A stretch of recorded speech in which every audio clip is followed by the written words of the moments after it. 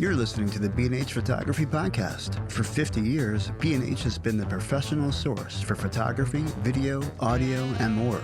For your favorite gear, news, and reviews, visit us at bnh.com or download the B&H app to your iPhone or Android device. Now here's your host, Derek Fassbender. Welcome, listeners. I'm Derek Fassbender, host of the B&H Photography Podcast. And I'm Jill Waterman, the podcast senior creative producer. And I'm Mike Weinstein, the show's technical producer and audio engineer. Although they cater to different senses, photography and music share much in common. In both these arts, timing, rhythm, and mood are keys to success. It's been a while since we've mixed photography and music on the show, so we're particularly excited about today's chat with two photographers who share a passion for documenting musicians and their fans. In particular, devotees of punk and indie rock. This year happens to mark the 50th anniversary of punk. As a niche that's long been associated with youthful rebellion, we're stoked that this stripped-down, fast-paced musical style has made it this far and is making a comeback just as it enters middle age. So turn up the volume as we peek behind the scenes and explore our guests' backstories, learn about their photos, and discuss the challenges of working as a music photographer today. You might even walk away with some useful tips. But before we jump headfirst into the photo pit, here's some additional background about each of them. Bootsy Holler has spent 30 years capturing the essential personality and emotions of her subjects. Best known for her work as a portraitist, Bootsy's journey began with intimate depictions of herself and friends at the center of Seattle's pivotal music scene during the early 1990s. These formative years at both ends of the lens cemented her style as well as the methodology behind her empathic and journalistic approach. Bootsy's work has been recognized by the Society of Photographic Journalism and twice selected for the Critical Mass Top 50. Her photos have been exhibited and published internationally and are included in the permanent collection of the Grammy Museum. In 2019, she published the monograph Treasures, Objects I've Known All My Life. Most recently, her book Making It, an intimate documentary about the Seattle indie rock and punk scene, was released by Damiani Books. Chris Ortiz has enjoyed a relationship with photography since age 6, when he learned the basics from his stepfather. He specialized in music and documentary subjects since 1998, shooting with both digital and medium format black and white film. After earning a bachelor's degree in art history, Chris obtained an MFA in photography from the Savannah College of Art and Design. Select documentary projects include Portraits of Latinx Identity and We Are All We Have Tonight, featuring portraits and personal narratives from punk rock enthusiasts, describing each subject's connection to the scene. Additionally, Chris works as news editor for the Prescott Daily Courier, covering area news and events. Bootsy Holler and Chris Ortiz, welcome to the show. Thank you. Thank you. Wonderful to have you both. Bootsy, I want to get started here. Back in Seattle, early 90s. It's like I remember that era through watching MTV and grunge was coming on the scene. But you were back photographing it. Your boyfriend was in a band. Can you take us back to those early days and tell us about the type of photos you were taking then? Yeah, I arrived in Seattle in 1992, so I wouldn't say I knew what was happening. Grunge wasn't a thing. It was lots of garage bands, underground stuff, people playing in clubs that were tiny little places and tiny little bands. And sometimes you'd get food afterwards because Washington state liquor laws are really strict at that time. So a lot of it, I was just kind of walking in with the band and hanging out. And I just dropped into the scene unknowingly. So it just became part of my life. And I never tried or wanted or thought about it as something I was going to make a living at. You were just a young kid enjoying your life, happened to have a camera with you. Yeah. In fact, actually, at that point, I had graduated from college and I didn't have a camera because I had been using the camera equipment at the school because I got into medium format and the SLR camera I had just didn't really have a good lens on it. So I left and didn't have a camera. And that was when I bought an old Polaroid and started playing around with Polaroids. As soon as I could, I bought a medium format. I bought a Rolleiflex and started shooting on that. How were you received once you had the camera? I mean, now it's like cameras are such a part of our everyday life. It's like everyone's around them constantly. But back in those days, it was like if every crew, I think, had a person who had a camera, or every group of friends, but you didn't come across them daily. Not everything was documented like it is now. What was it like when you started to bring a camera around the bands and the music scene? I think people were just excited that somebody was there and cared enough to take pictures, you know? And I was the only person there. There was only a handful of us shooting in the scene, and they were people that I became friends with. But Seattle's such a small place. I mean, we were all fighting for any kind of job or place, you know, like we shot for The Stranger, the local weekly rag, and that was not a lot of money, you know? So I actually wasn't making money. I was just taking my camera with me as my plus one, I guess, and walking into these places, you know, when I wasn't with a band.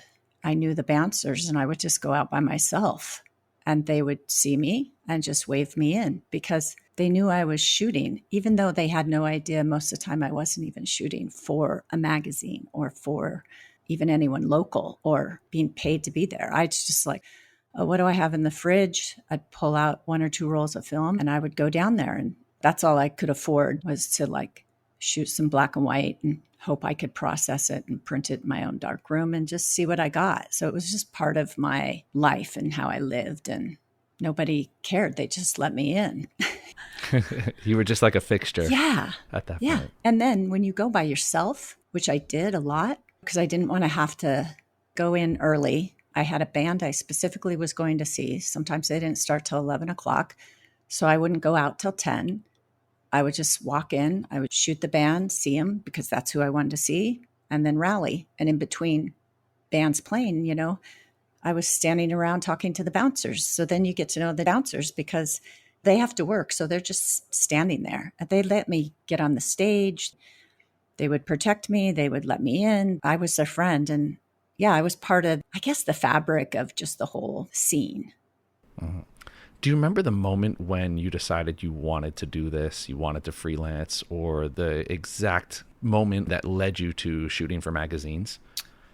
Well, I had another business. I had a small design manufacturer, and one of my products was a magnet, and it fit a 2¼ square contact sheet image.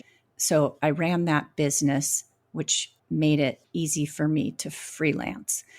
So there was a moment when I was like, you know what? When people say, what do you do? I have to stop saying, oh, I run a small business, I design, whatever. I have to say, I'm a photographer. And the first time somebody asked me, oh, what do you do? And I replied back, I'm a photographer. I got a job. And I was like, oh man, wow, this just all changed. It's amazing how quick everything just, 1 minute you're not even really doing it to do it. It's just you living your life, and the next moment you're thrust into a career or the beginnings of a career. Yes, totally. And then I ran both businesses. So I ran my design manufacturer. That afforded me to pay my rent while I worked on becoming a freelance artist. And if I had to produce, I would produce. I styled, I did whatever you had to do because in those days in Seattle, there's not a lot of work for that kind of thing. I shot babies, I shot bands, I shot album covers, I shot for the magazines, I shot for the rags, like whatever I could get.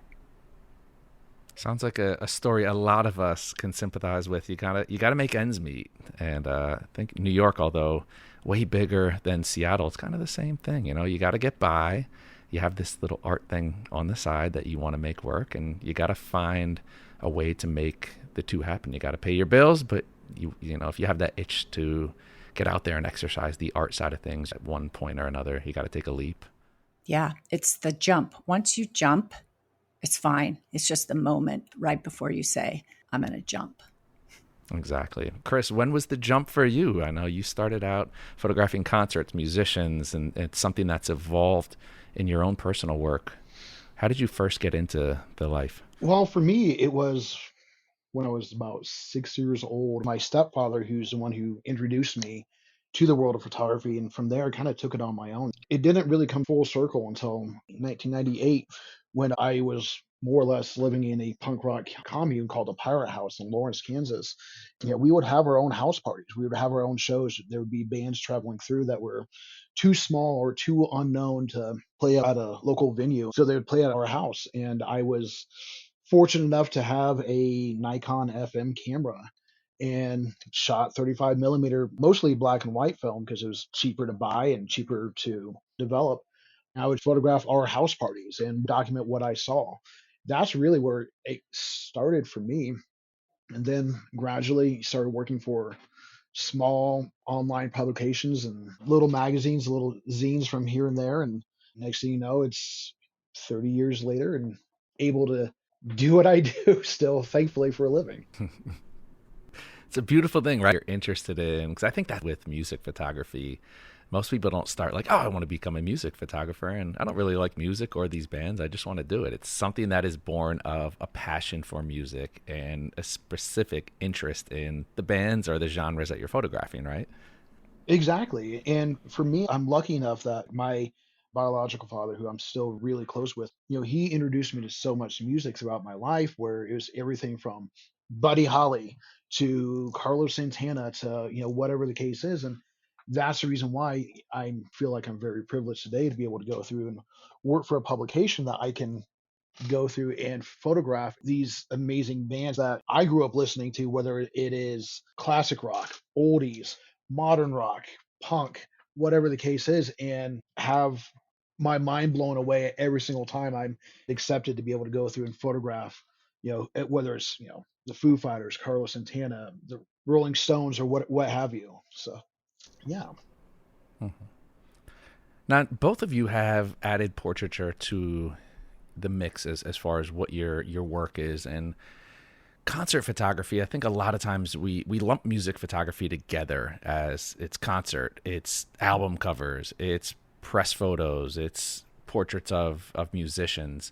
Can you guys both talk about adding portraiture to your arsenal and how that differs from the live concert photography? Well, I was a portrait photographer. That's what I did. That's what I am. That's core to my base.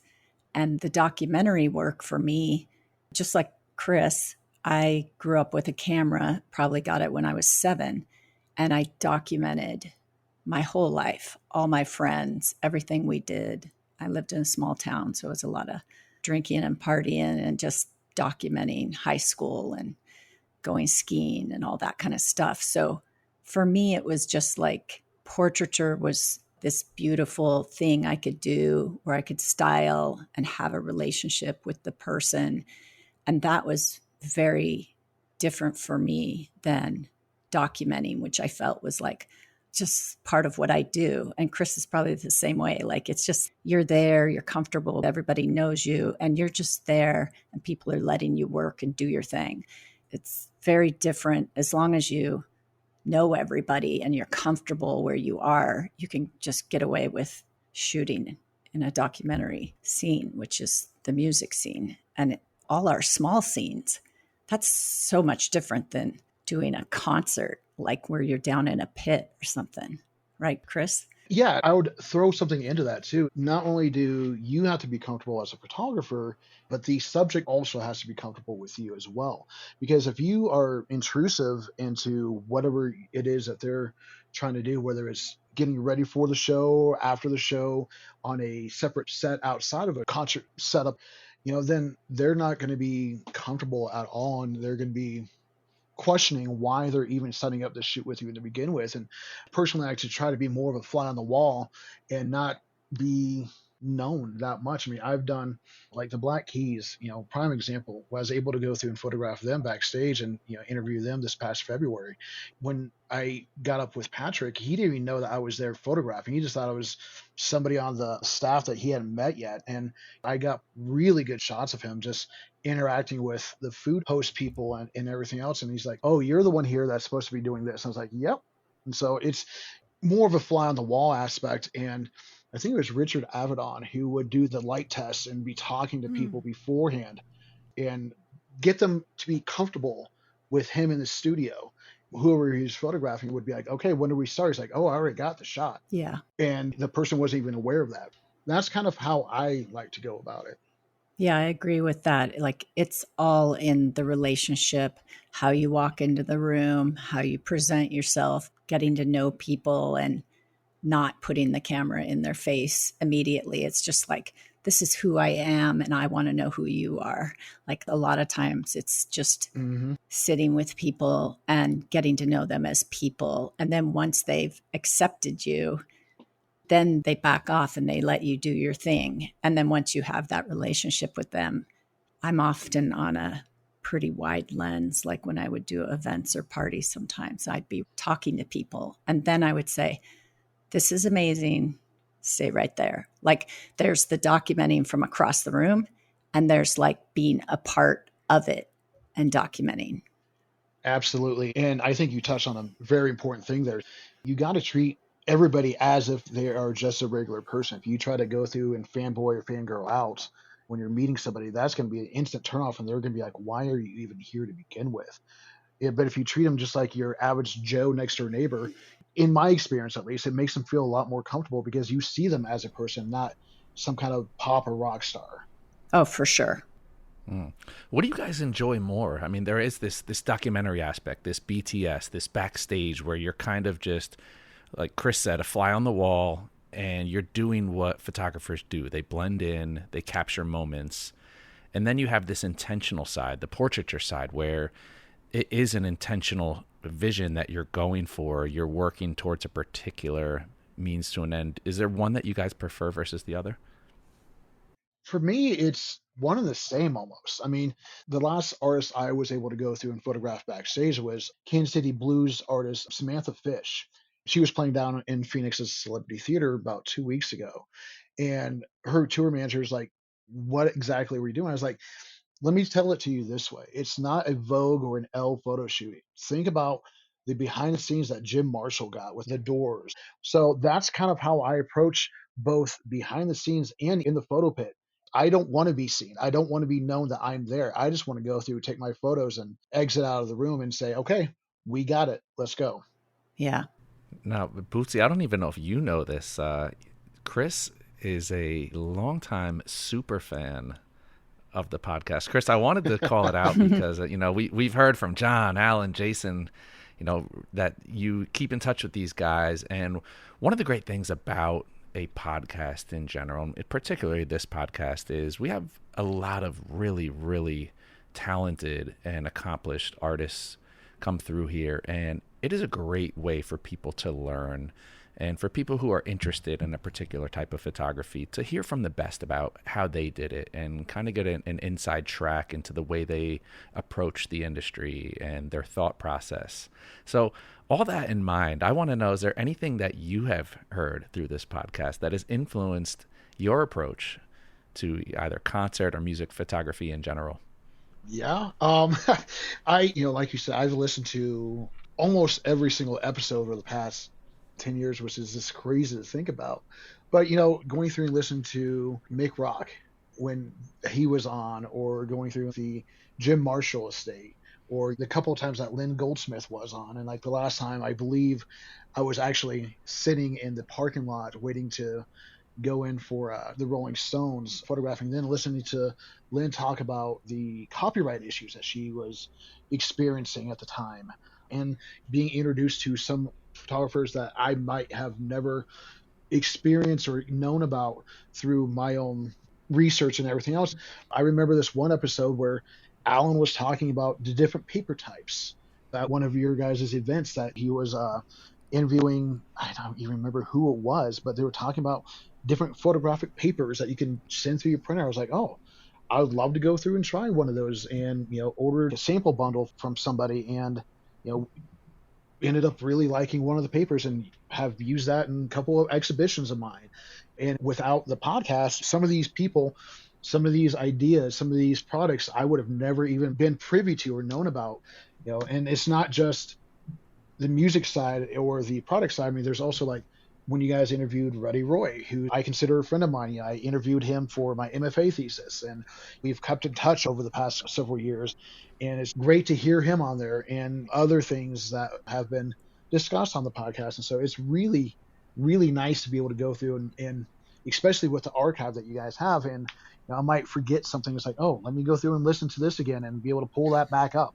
Yeah, I mean, 10 years. Our 10th anniversary was October 22nd. So there's a lot out there. Now, Bootsy, you're on the other side of the coin there where you were blazing the trails. Long before the B&H Photography podcast was around, you were inspiring people, motivating people. I'm curious as to who were your inspirations. Was there anyone that you looked up to when you were first getting into the music photography game? Anyone whose style you looked at and really thought that they set the bar?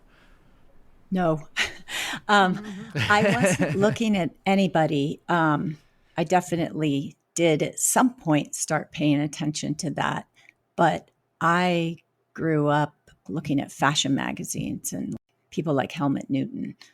So a lot of my style comes from looking at fashion magazines, and my whole art before even considering myself a photographer was textile design and fashion. So, that's where all my styling would come into play with working with people and doing portraiture.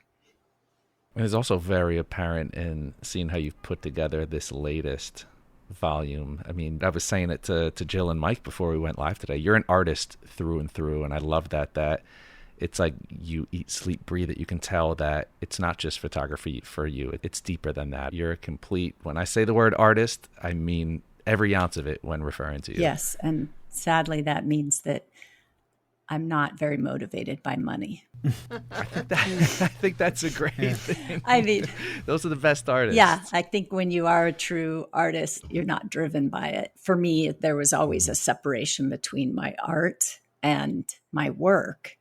And that's where the book really melds together, because I was out shooting and doing all this work for myself. And I never thought, I would have shot a lot more and spent way more money and pushed a lot harder to shoot more bands and musicians if I would have ever thought I was going to turn this into a book.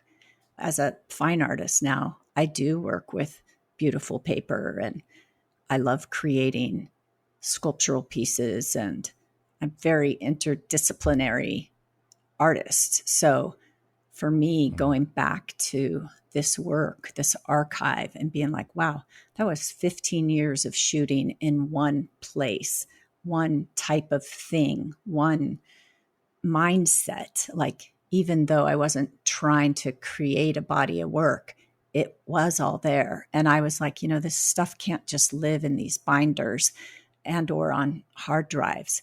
It has to come out and become something. And you're the only one that can turn it into something. Like, I didn't know, do I have a book? What am I trying to say with all this work? And who was I back then when I was creating that? And a lot of who I was back then was someone trying to just play and figure out and mess around and try new techniques. Interesting. I mean, it makes me think of, you're going through this extensive body of work, and like you said, it was all one wavelength, it was along one frequency, and now you've opened it up and there's more of a mixed medium approach to it, where it's like, this is not just one piece of stagnant work. This is a living, breathing work of art that I can take in really any direction.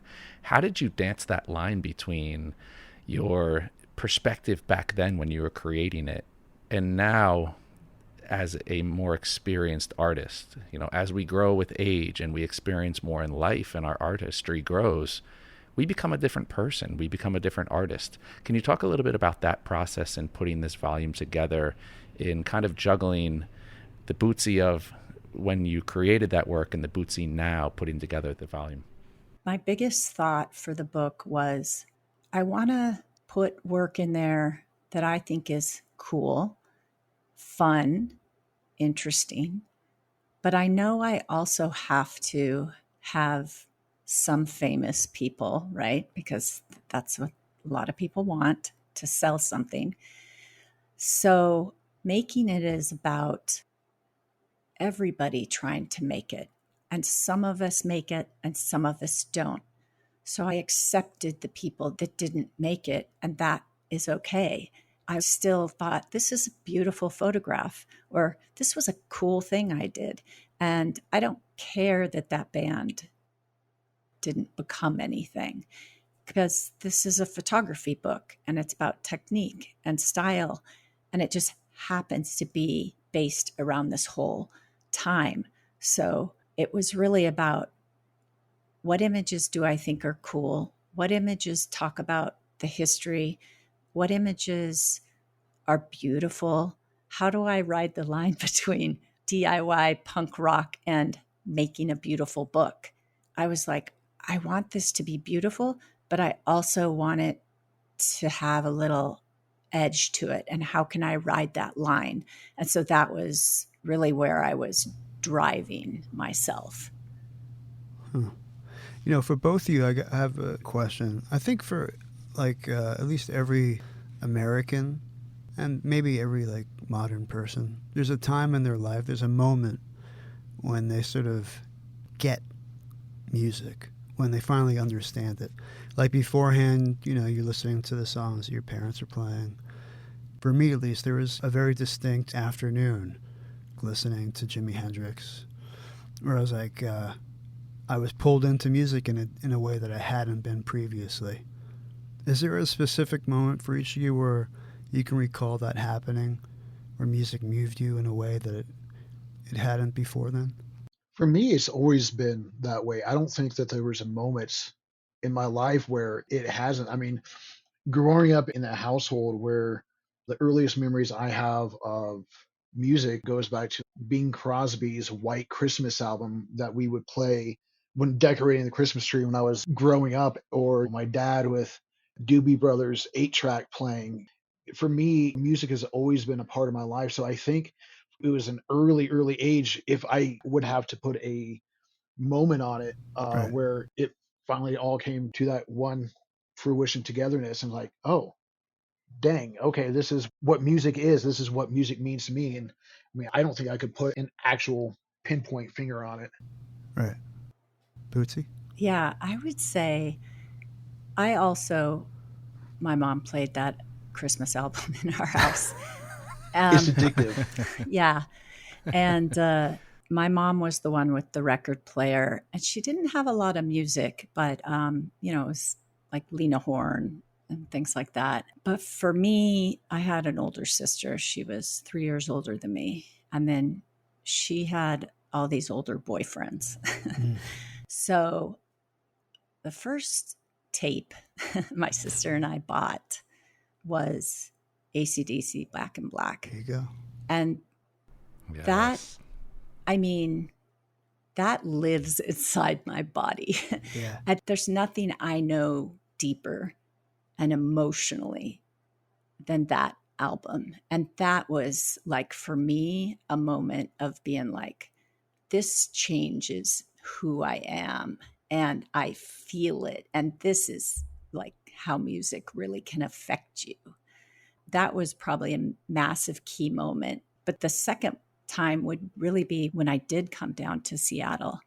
I lived in a house with my boyfriend's band, and his brother worked for KCMU, the college radio station, which has now become KEXP, which is run by the people. It's all donations. And the music he brought home was my education into everything that was fresh and coming out that would not be played on a normal radio, because nobody played Jane's Addiction on the radio. Right. Nobody played Beastie Boys. Somebody had to have it. You heard it. Then you either went out and bought it, right? And that strong passion to want to collect music and learn about music was brought to me by, living in the house with people that were in the college radio station, bringing in all this young, fresh alternative music. And that opened up a whole different world for me. Bootsy, thank you for saying that, because you actually reminded me there is one particular moment for me that actually did happen. And that was the Cranberries' No Need to Argue CD. I was such an eclectic music taste up until then. And when a friend of mine let me borrow her CD, that's basically, I think, the moment that a lot of it did change for me. I kind of honed in on a specific genre, if you will, on music that I really started to associate with throughout the rest of my life. That 90s alternative rock slash going into the punk rock scene and everything else. And so thank you for that, Bootsy. I, I appreciate that memory. So bring that back. Yeah, like I've asked this question to lots of my friends and other people, and there is like the preteen, when you're just sort of like tipping your toe in, and then there is Bootsy, like the college pirate radio station, where it's like, what, the Pixies, what, like Waves of Mutilation, oh my God. And then like for me in New York City, hip hop, was a big, but these are like really mind expansive, almost psychedelic, just real transformational moments, and they really are specific to almost like an afternoon or a driving moment or on the subway. There's that specific for me, at least. Do you find also that there's music that resonates differently inside your body? I think about the Talk Talk album, and like for me, that album, it just resonated inside of my body, and certain music triggers such emotion, even if it's not connected to an event. And Built to Spill does that to me sometimes, when I first started listening to them. Oh, yeah. I mean, for me personally, I've always had like a sort of wistful or nostalgic kind of bent to my, persona. And when I first heard the Smiths, I was 13 or 14 in summer camp, and one of the counselors had like the Queen is Dead tape. And I remember hearing this, and still to this day, like the sad sort of nostalgic, it lives inside my body, but in a sort of bittersweet way. Yeah.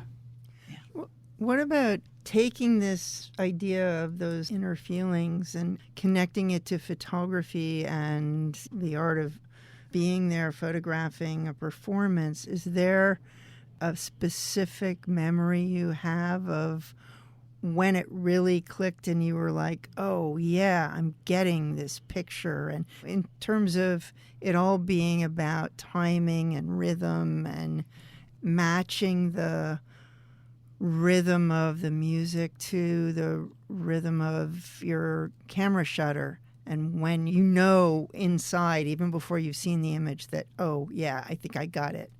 Can you guys talk about that? Oh, yeah. I'm sure Chris and I probably feel the same. There's a rhythm that you see the musician doing, and they have a consistent way they move their body. And so you start moving with them, and you're like, okay, I know he's going to do this, right? Like I'm moving my body right now, like he's going to go down with the guitar, he's going to whip up, right? And you start to figure out their patterns, and then therefore you can jump in and grab it, right? Yeah. What do you think, Chris? And it's one of those things too that it goes back to being a fan of music, period. If you can understand and know a song that the band's going to be playing, because for the most part, we have the first 3 songs, then that's it. We have 10, 12 minutes to go through and photograph something if we were photographing a show. And if you know what songs they're going to be playing, that one particular song, they're going to have that amazing guitar solo, or, they're going to start off with a heavy drum beat. You can kind of prepare for that, but it goes back to knowing that music and knowing the band and being able to sit back and say, yes, I am a fan of the band, but I also am a professional. So this is what I'm going to look for when the band comes out, and it might be all black when they come out with no lights on, but that first guitar riff going into it, they're going to be jumping off the drum riser, and I'm going to be able to get that because I've seen them before. This is how they open the show. And so it's a mixture, from the way I see it, of being a fan of the band and being just a general fan of music, because not every band's going to be like that. I mean, I've photographed Wynton Marsalis, the jazz legend, and he's not going to be jumping around on stage. He's going to be sitting behind his music stand with his trumpet, and you kind of just have to go with the feeling and know, like I said, I can't emphasize this enough, but know the music, know music in itself. Bootsy, that makes me think of an interview you had participated in the past where you talked about an artist giving you a photo, and that as an artist on stage, if you don't give an image, you don't get an image. So in talking about this, part of it is knowing music in general, knowing the band, knowing the set, knowing what is going to come, and kind of paying attention to the cues. But can you talk about how do you coax a decent image from the band members? Is there this rapport? Is there a connection or eye contact that you're building throughout a performance to get this moment from them? I think when I said that, I was thinking about, 'cause since I went through all these archives and stuff, and I really wanted to put Modest Mouse in the book. I'm such a fan of Modest Mouse, but the couple times I photographed them, like the environment that I was in, like the club, or it was outside at Bumbershoot Music Festival in Seattle, it just was not cool or appealing. Like there was no, big screen of cool lights behind them or anything. And it's just like they do this crazy music, but there's no craziness on stage. And I was waiting for Isaac to just do anything. And he raises his guitar up, and I'm like, this is it. This is all I'm going to get of motion, right? Because I'm always trying to, how can I shoot something different? I want something different. I want something original. And the shot I put in the book, he's covering his face with the guitar. And for me, I was like, you know what? Out of all these other images, I just felt like that actually represents him best, that he wouldn't even want his face in the shot. Maybe I didn't shoot them enough back at that time, and I haven't shot them since. But the two instances I had were just not very memorable. Mm-hmm. Is there anything you look back at from, I guess that would obviously be one on a list of times you would want back, looking back at shots that you would do over again or that you would approach differently? Would you approach anything differently, or was there really just nothing to work with? At that point, it was like, could I have been somewhere else? Like if I could have been on the side of the stage instead of in the pit, that would have been different. If I would have talked to Jeremiah, the drummer who I was friends with, and said, hey, get me on the side of the stage so I could get something different or more powerful or just have a different angle than everything else. I mean, nothing's worse than standing in the pit with a bunch of people that have all the same equipment. And actually, I usually didn't have the same equipment because that wasn't what I was trying to do for a living. It's just my friends ran Bumbershoot, and I was like, hey, can I shoot? And they're like, okay. And they give me a pass. So like I said, I often would shoot wide. I remember being at an event at the Experience Music Project when they first opened it, and it was me. I was the only woman, Henry Diltz, and a bunch of probably AP guys that all had the same big-ass long lens. And I came in late. They're all up front. I tucked my head. I said, excuse me. And I went under this guy, and I said, hey, don't worry. I'm not going to be here all night. I'm on a wide lens, and I'm short. Because he was just like steaming because I stepped in front of him, right? There was no real pit. It was just like a line of us and then the audience. It was like not even two people deep for the photographers. And then there was Henry. Henry and I were the only two freaks there, right? That didn't have the same equipment as everybody else. I know I'm not getting what the guy on the long lens is getting, shooting this close up. They're all getting the same shot. So right. Differentiate. Yeah. By the way, I'm kind of curious, is there a negotiation that happens or that can happen with gaining access to like being on stage versus in the pit? I mean, how flexible can that be? I guess as you grow in your career and get more of a reputation, you maybe have more power. But maybe if you can talk about it, if there is that flexibility. Well, for me, if I was with the band, I could do whatever I wanted usually, right? So when I was out with REM for a little bit, I was with the crew. I was part of the crew.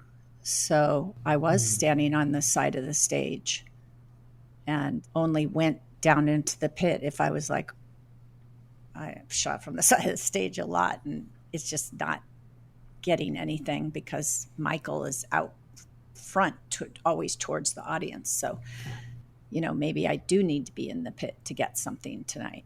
And I was just shooting on my Canon AE1 black and white film, like I probably had a 50 on it. I think if you're with the band, it's a completely different story than being hired by an event or brought in as a newspaper. Yeah, Chris. How do you get to be with the band that's called REM? How does that happen? Mike wants access. Mike, start your own band. I mean, is it just being in the scene for that long, or you know someone? Yeah. Yeah. So, yeah. They spent some time in Seattle, and Peter Buck ended up marrying Stephanie, who was one of the owners of the Crocodile Cafe. And so REM kind of slid into the Seattle zeitgeist of life, and not necessarily Michael, but Peter was there all the time. And so he brought on Scott McCoy and Ken Stringfellow out of Seattle. And so I was hanging out with Ken at that time.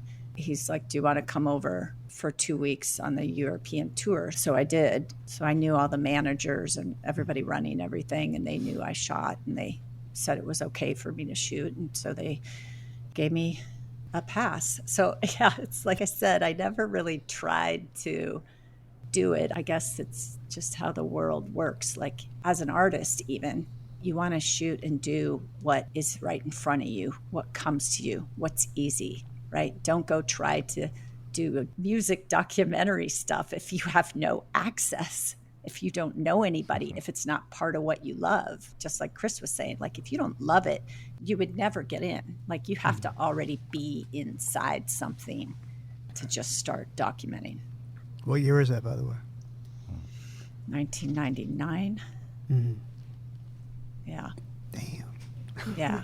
It's like osmosis. You just got to let it wash over you. I know. Chris, I'm interested kind of along that same topic we were talking about there. You're in the pit, and Bootsy talking about differentiating based on gear, and you all have the same proximity. What are you looking to do when you get in the pit? Are you trying to set yourself apart? Are you looking for a certain angle? Are you paying attention to what gear you have? Are you bringing certain gear, looking for a shot in particular? How are you approaching that pit setting and what you want to get out of it? For me, it's funny to sit back and hear how times have changed, because Bootsy was talking about everybody's having a long ass lens and that. Well, today, at least down in Phoenix, where I've been shooting for the past 2 years, most people have like a 25 to 70 millimeter lens that they're holding some weird filter on to get a starlight effect and whatnot. And I'm the only one who's still shooting the pit that has like a 55 to 300 millimeter zoom lens.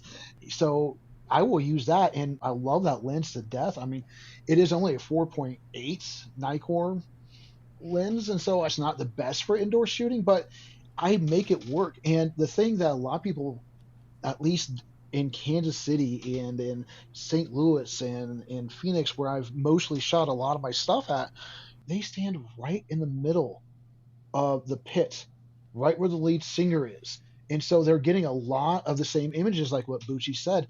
How I differentiate myself is with that longer lens, I'm standing at the edges of the pit. I don't want to be in that middle. And the one thing I've told a friend of mine who asked me at one point in time, why do you stand on the side of the pit? Because there's only so many images that I even want to think about looking at where it looks like the lead singer is trying to eat the microphone. I don't like that look. I'd rather get on the side. And the great thing is, and I was told this by a musician one time, and he's like, I noticed that you were never in front of the center of the stage. Why? And I was like, because of the fact that it makes you ask that question, and it made you go from the center of the stage in front of your mic to take that mic off the stand and venture off to the side to figure out what was going on with this guy over here. I'm fortunate enough to have a good photo quality printer at my house, and I have all these images on my office wall. And I'm looking at all these images I've taken over the years sitting on the side of the pit.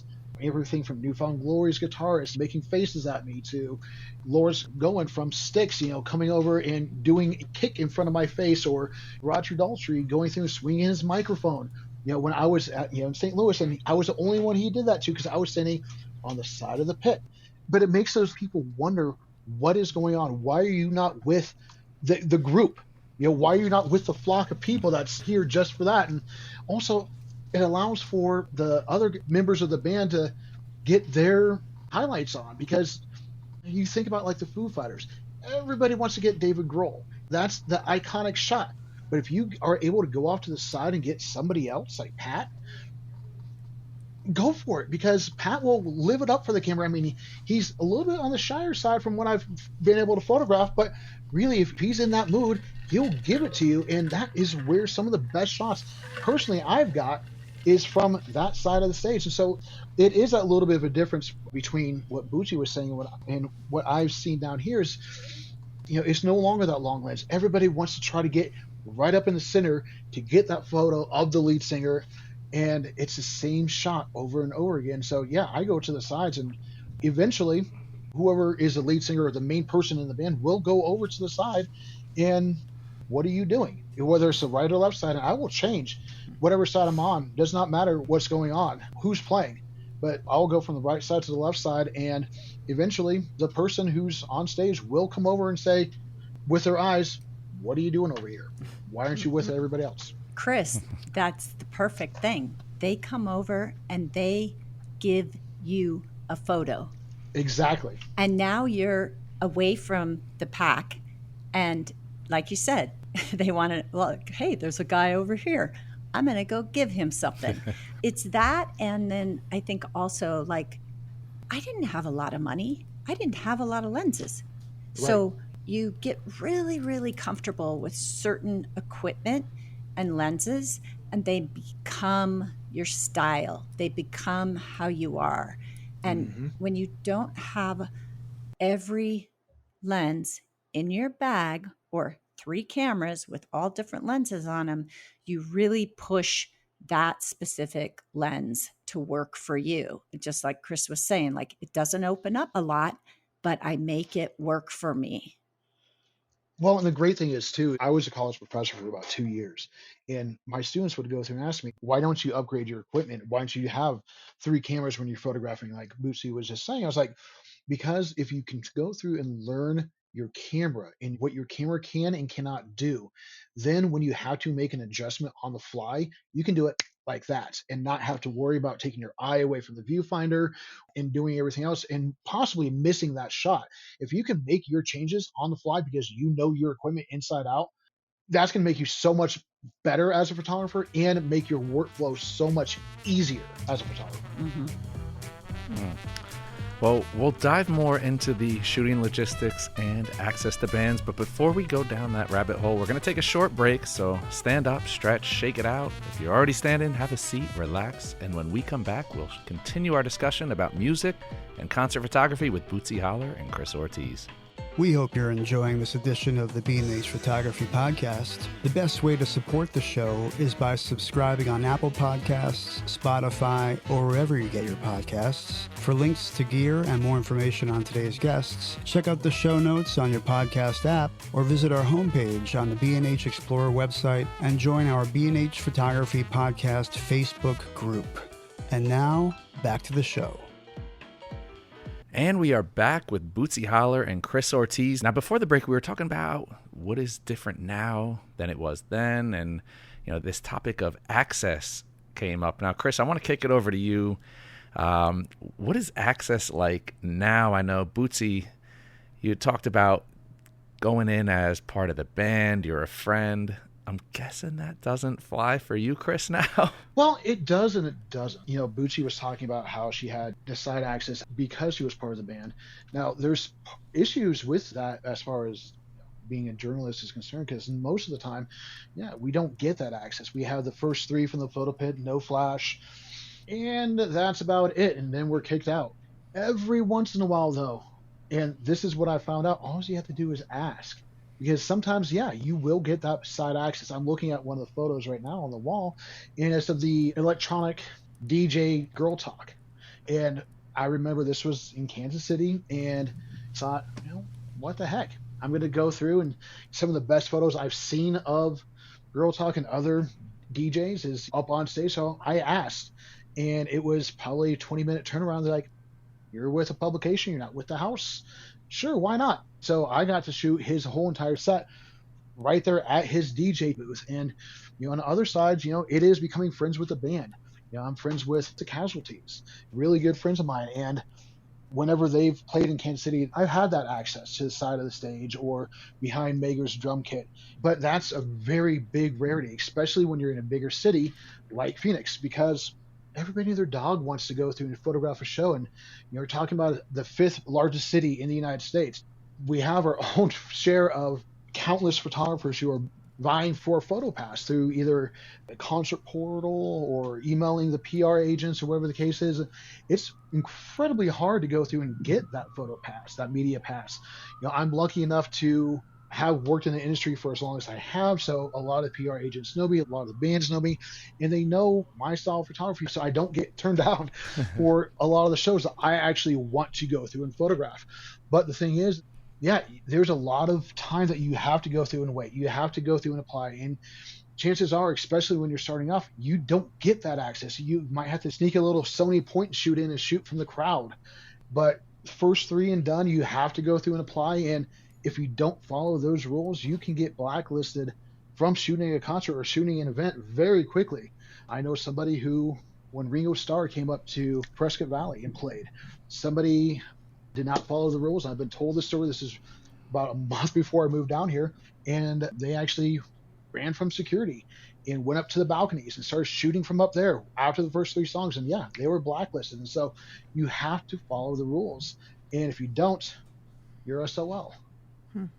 And Bootsy, what has your experience been? Obviously, you've been doing this quite some time. Does that buy you, I guess, being grandfathered in, so to speak, or? Well, I haven't been doing it lately, and I make this comment in the book. It's just like when I moved from Seattle to LA, I was letting go of all of that access because you don't just walk into a new city and get a front row seat.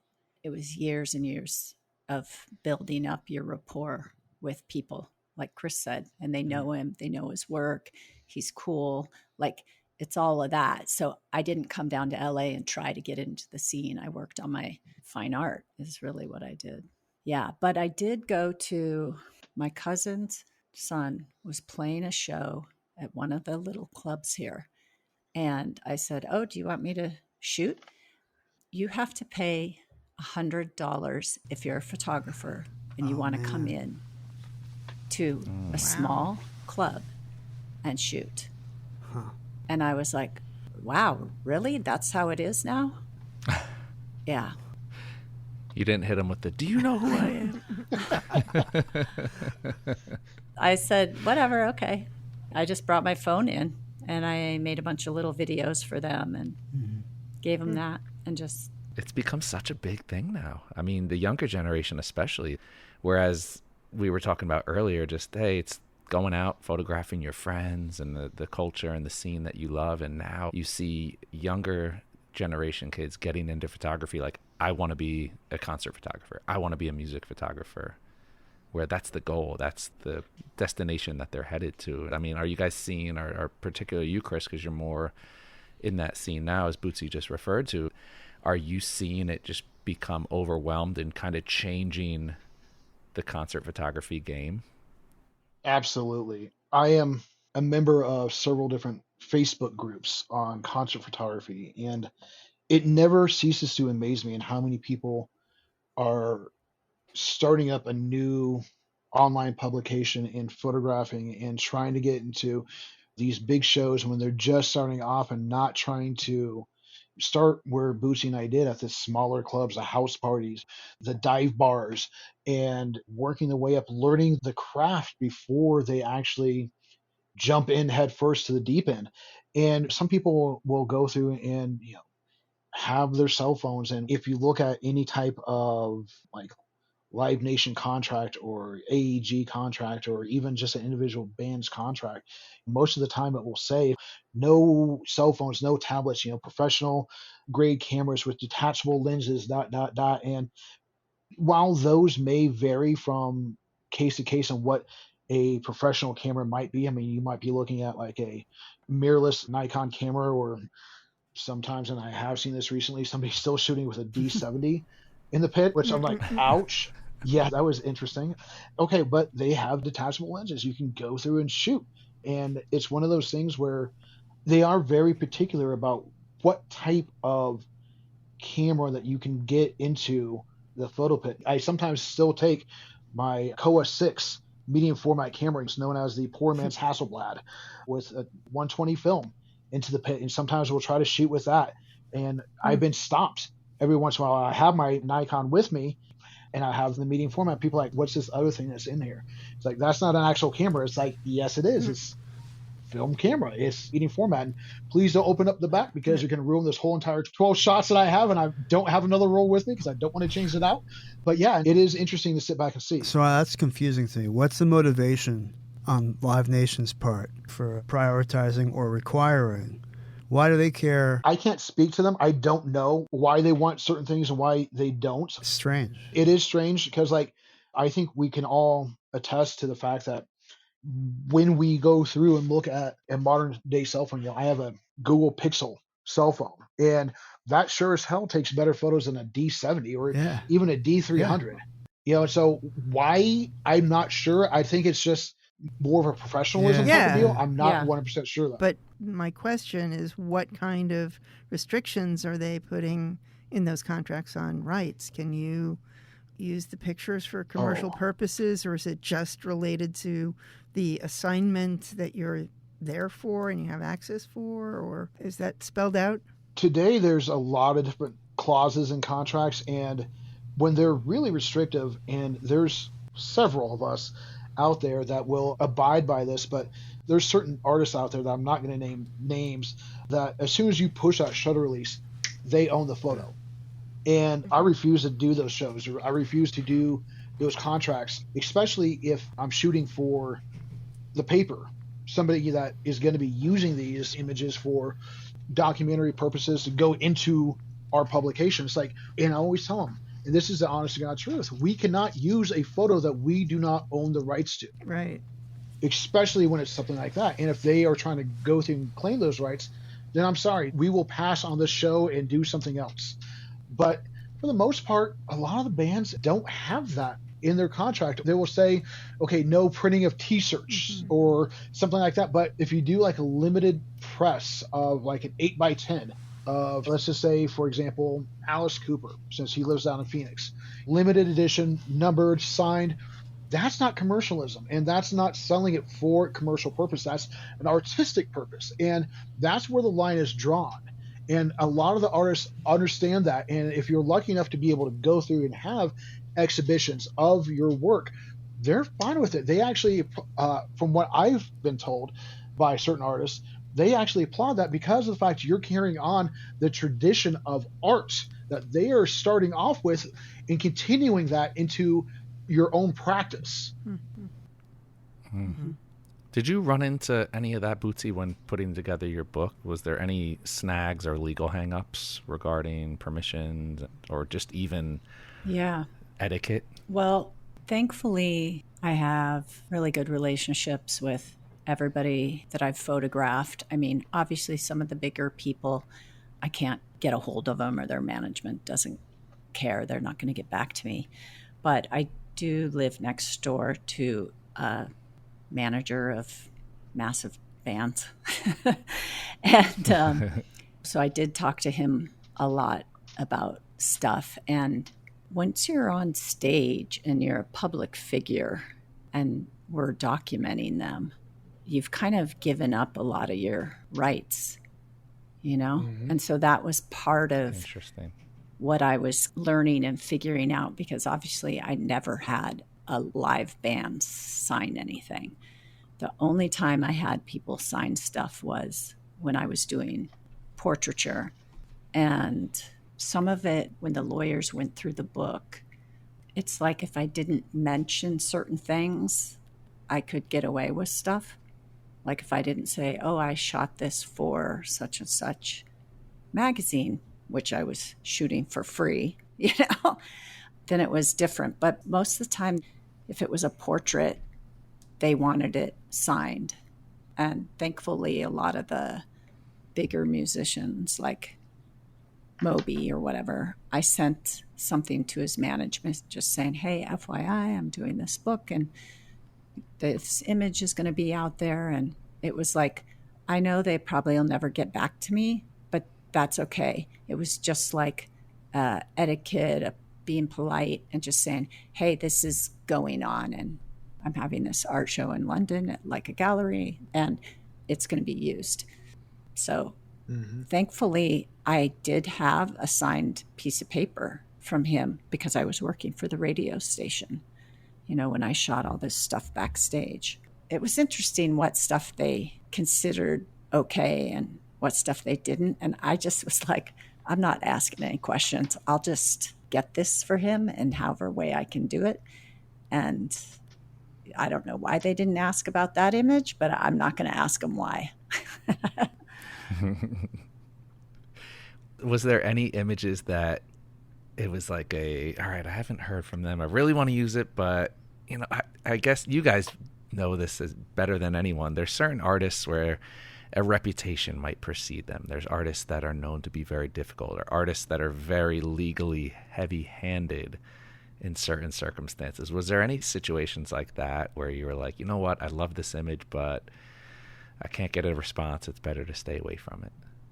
Well, if I don't think it's an amazing image or represents the artist in the way that they would want to be represented, I just would never use it. Like I wouldn't want to upset anybody. I wouldn't want to piss anyone off. But I do have an image of Dave Grohl in the book backstage with Marco Collins, and I had a feeling about it. So I showed it to my neighbor. I made some changes on it because I just had a weird feeling, So, yeah. That would be me. It'd be like, you know what? No, this person blew up. They're huge now. Maybe I shouldn't. Yeah. Kind of apprehensive. Yeah, but it all worked out and it was fine. But I just, I had access to my neighbor. So I was like, I should just ask because I do have access to this person. So. Now, I'm guessing the more difficult part about all of this was everything else that comes with putting together a book. I mean, you're talking years of the process of putting it together and organizing, sequencing, trying to figure out what are you trying to say, what was the ultimate vision of the book. Can you talk a little bit about that process, Bootsy? It's very overwhelming in the beginning.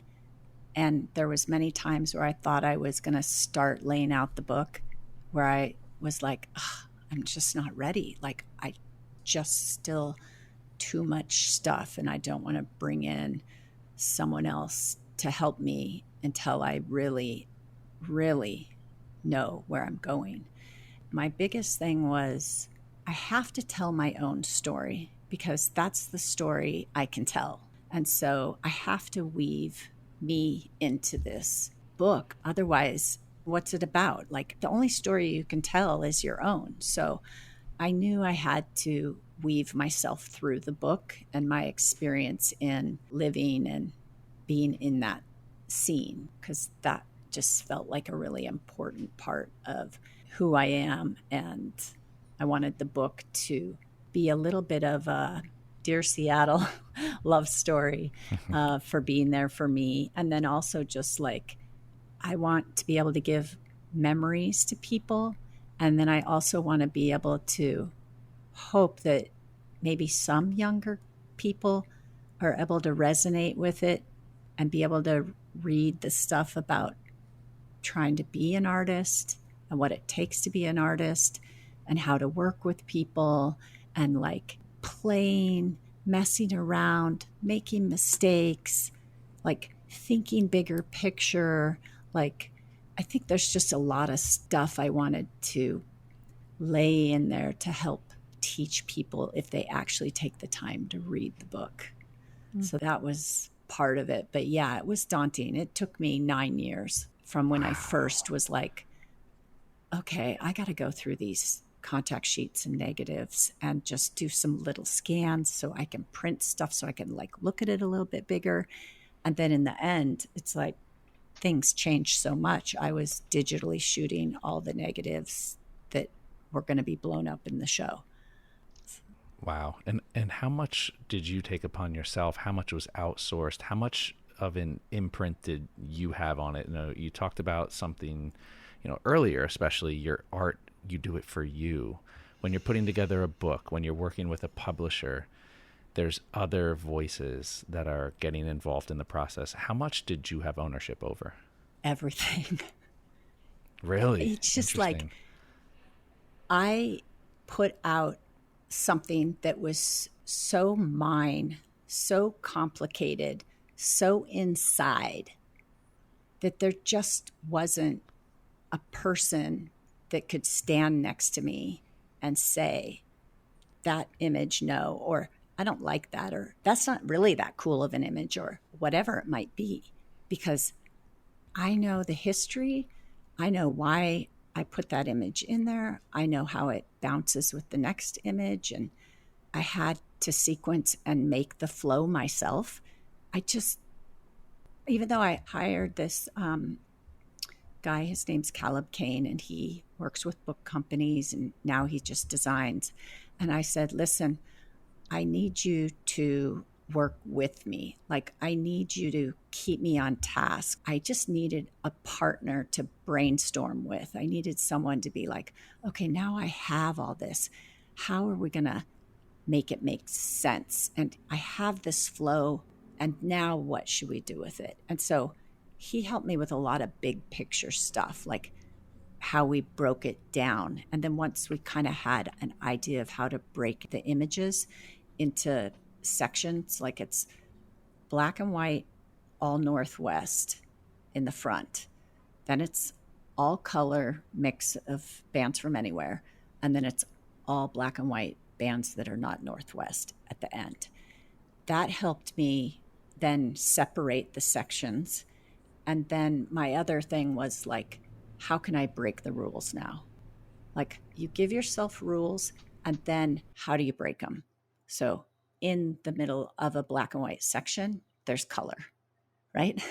And so for me, it was like, how do I add that little bit of rebelliousness and follow my instinct and like make it a little more my own and punk rock in itself by not following this perfect rule of, you're going to turn the page and the next image is going to be this. I wanted you to turn the page and be like, oh, wow, whoa, different.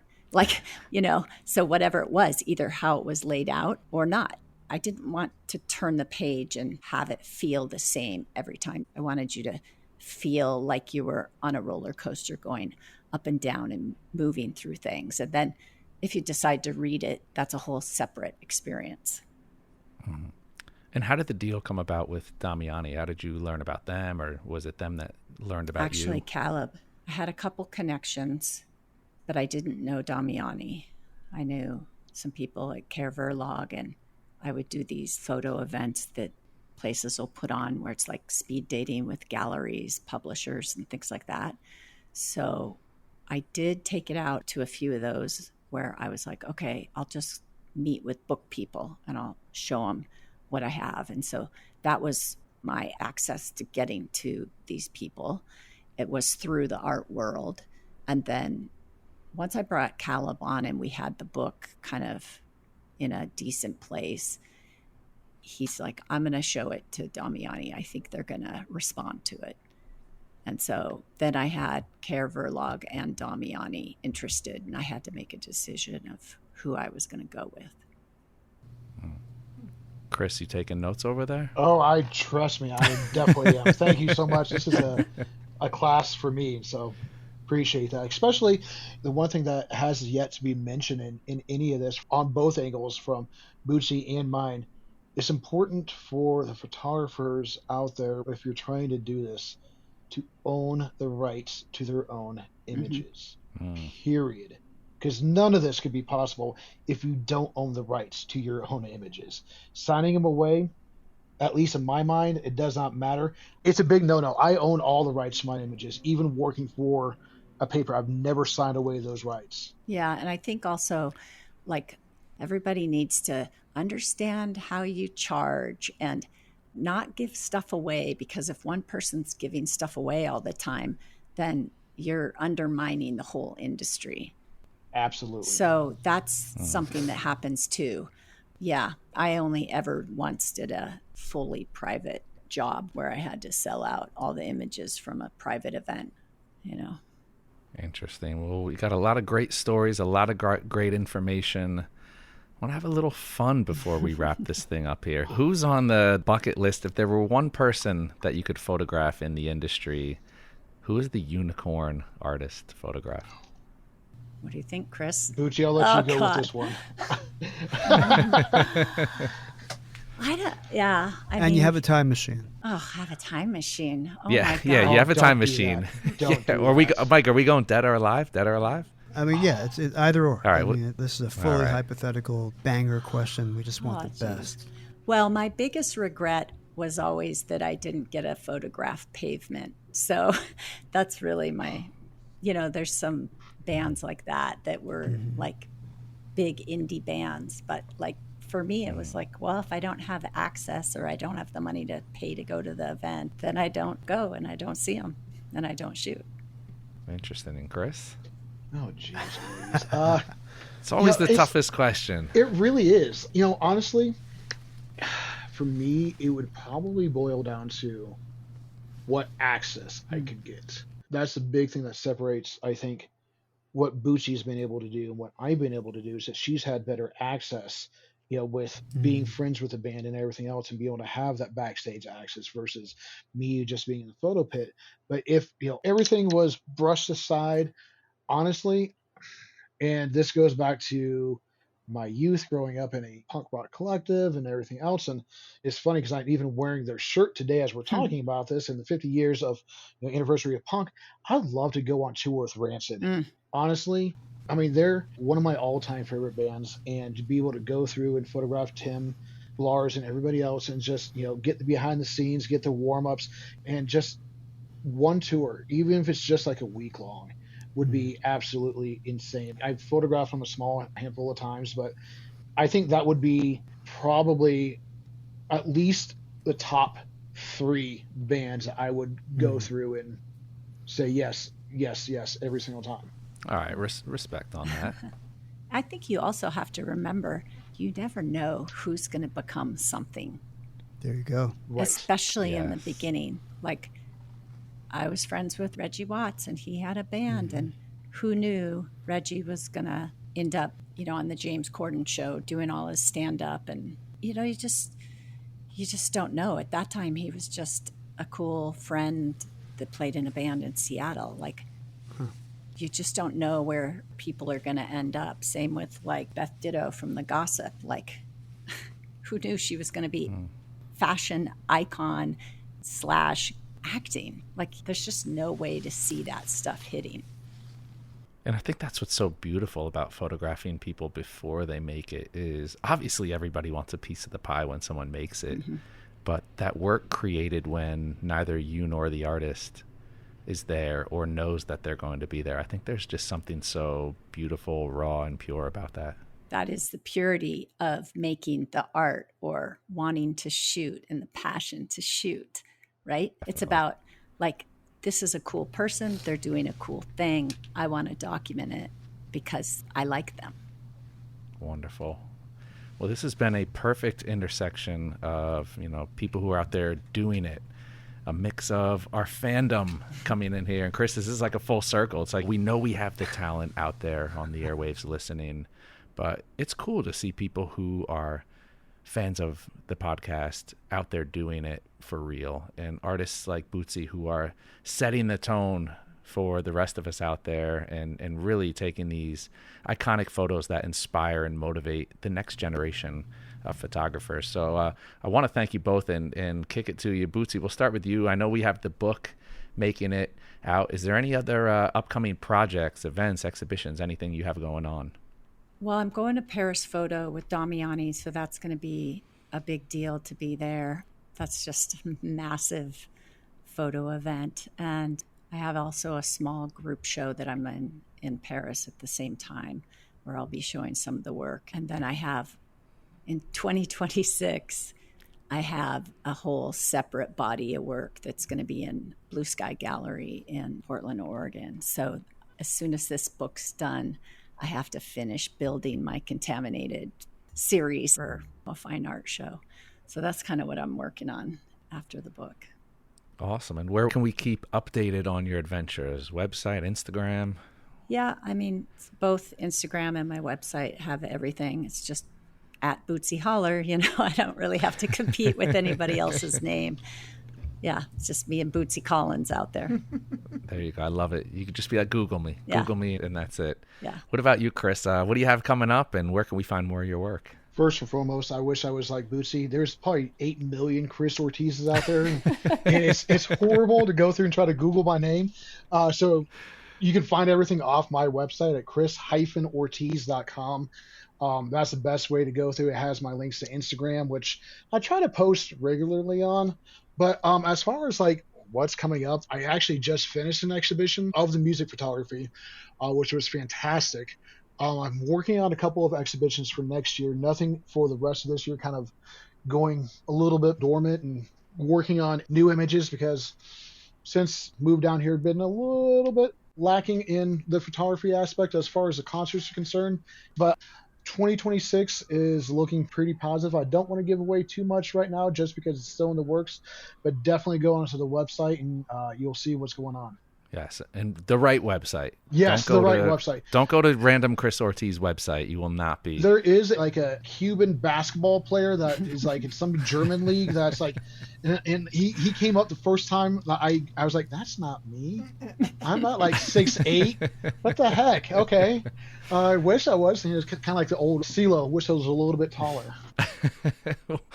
Oh, well, what a good conversation. Like I said, a ton of information and a lot of inspiration. So I want to thank you both again for joining us today. Thank you. Thank you.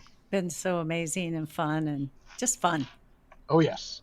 Hey, that goes for us as well. We love what we do, and it's great we get to share the airwaves with people who inspire us on a daily basis. So huge thank you once again to you both and to all of you out there listening. Thank you to you for joining us today. If you are a fan of the show but are not yet a subscriber, head on over to Apple Podcasts, Spotify, B&H's YouTube channel, or wherever you get your podcasts and click subscribe. You can also find us on the Explorer blog where we post photos from our guests along with our show notes. And please join us on Facebook at the B&H Photography Podcast group where you can share your favorite photos and comment about the show. I'm your host, Derek Fosbender. Jill Waterman is our creative producer. Episodes are recorded, mixed, and edited by technical producer Mike Weinstein, and our executive producer is Richard Stevens. On behalf of us all, thank you so much for tuning in today.